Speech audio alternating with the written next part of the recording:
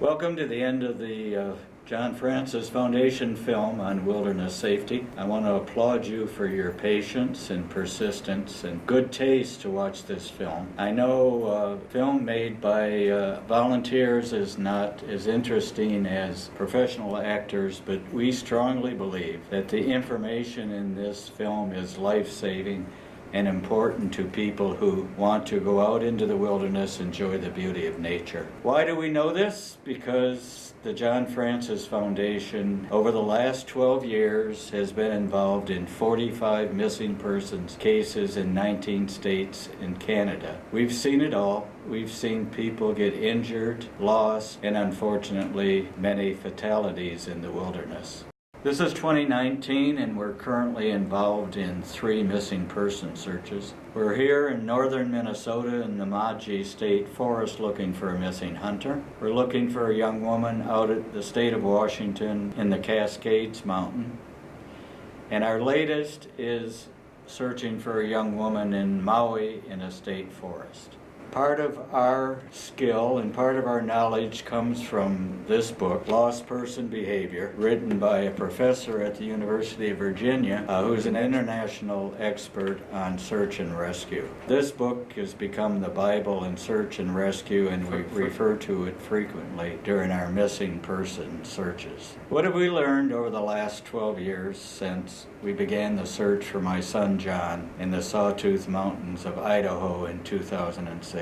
First, we went through the painful but necessary reconstruction of what led to John's disappearance and death, and we discovered that John showed some of the behaviors that lead to lost persons. Accidents happen because a series of misjudgments or mistakes, lack of knowledge, lack of preparation, and John displayed many of them that led to his fatal fall in the Sawtooth. So we've seen it all. We've seen common, similar, and familiar behavior and the same mistakes over and over again that lead to loss, injury, and death in the wilderness. What are the common mistakes? What are the common behaviors that lead to disappearance, injury, and fatalities in the wilderness?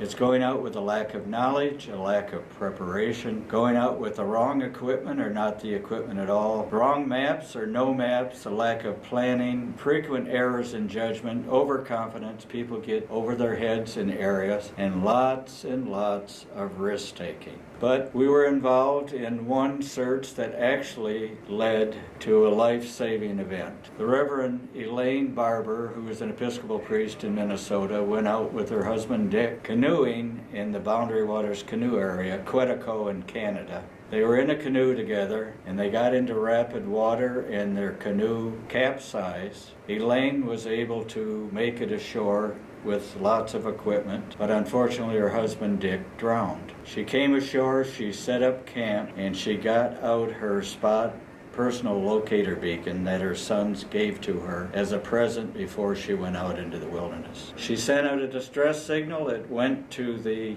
right location, and then it was put out to the Canadian Mounted Police because she was in Canada. The next day, a helicopter came from the Canadian Mounted Police and extracted her from her camp. Her life was saved because she had the good sense and the proper planning to bring a spot personal locator beacon. Never go in the wilderness without it. So in conclusion, thank you again for watching this film. I encourage you to be smart, be safe, be in charge of your destiny, and enjoy the beauty of nature safely and smartly. And remember, let's be careful out in the wilderness. When you receive this film, you should have received a copy of our Outdoor Health and Safety Handbook. Most of the information in this film is also contained in the handbook. It's taken us many years to gather the knowledge and experience and write it, so please read it before you go and throw it in your backpack and review it over the evening campfire. Also, you can pick up a copy of John's award-winning memoir, Bringing John Home, The Wilderness Search for John Francis. It has valuable information as well to keep you safe in the wilderness. This film was made by the John Francis Foundation in cooperation with Stillwater Area High School, where John went to school and graduated in the class of 2000. I want to thank the Stillwater High School and Cutaway Productions for cooperating with us in the making of this film. Especially want to thank their director, Deb Drew, producers Jack Denton, Holly Stedman, and Megan Walsh. Thank you.